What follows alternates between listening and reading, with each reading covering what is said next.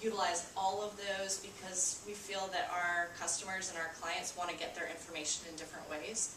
So a lot of people, I should also add e-newsletters and videos up there, but a lot of people ask us, oh, okay, so I have a blog now, should I not have an e-newsletter? And we really say you need to think about what your objectives are, like I said earlier in the conversation, but you also need to think about how people want to get their information. Not everyone is going to read your blog because some people like to get their information via email.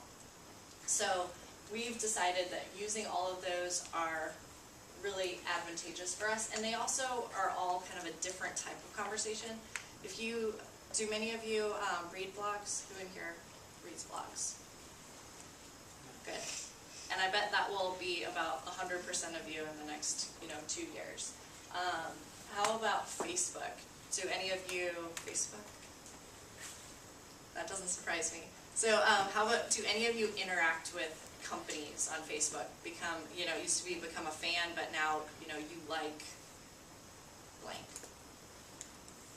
Yeah, so Facebook is a way that you guys, does anyone want to chime in? How do you feel about, how does it change your perception of a company by being able to interact with them? Yes? I think it gives you a more personal feel. It makes the client feel more in tune with the company, and as if it's not an interacting with the machine, an actual person. So it gives personability. Does it make you guys feel more like you're part of kind of their culture and their business, like you're on their team, rather than just, oh, I'm just going to go to Dunkin' Donuts, but it's like I'm a Dunkin' Donut girl. Yes? I think it makes it seem like they care about customer input and your opinion. They're not just like taking your money. Right. Yeah. And how would you feel now if, let's say you're really excited about, I don't know, someone came in and talked to you from Cisco or something like that. I'm sure Cisco was on here, but it was on Facebook. But how would you feel if you wanted to go and interact with them and they weren't in the space? And they weren't on Facebook? Yes? Well, do you think they're out of date? Facebook's What have you been doing? Yeah. Who's running the company? Right. Yeah. Elise? I'd also have to question why they weren't taking a further interest in their customers, because after all, their business runs on our support. So. Yeah, very good point. And then, do any of you Twitter or tweet? That's actually bigger than I thought, because Twitter has been not that fastly adopted by high school and college aged people. It's been more 35. It's kind of an average age 35 to 40. So how have you all found Twitter? Like, what have been some of the advantages for you, or how do you use it? Yeah, I'm here. It's just a faster way to get information out.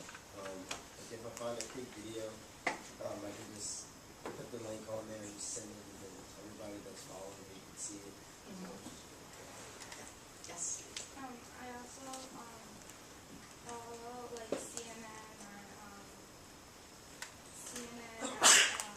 Newsweek, and you can get like the news really quickly. Like you can just turn on your phone, and they send tweets like whenever something like happens or anything. And you can also follow like magazines, and they send you like promotions. They say something like, oh, go to our website and have like a sale, like UPG coupons. Right. So you're getting it for information and also for, possibly becoming a customer of theirs or whoever they may be promoting.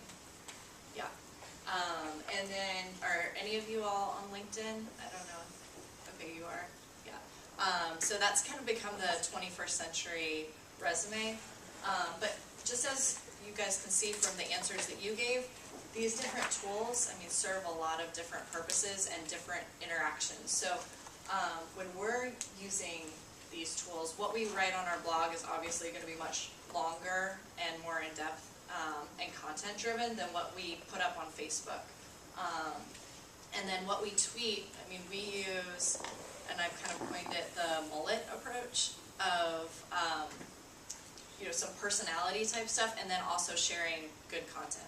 So, but what I would tweet would definitely not be the same thing that we post on our blog or I'd put on LinkedIn necessarily. Yes, Elise. At LEAD, we're doing projects in which we create a business plan, and my group was planning to create a blog, and I was just wondering what sort of content you put on there. The content that we put on ours is somewhat of a mixture of both like shorter posts and then very kind of content heavy industry post.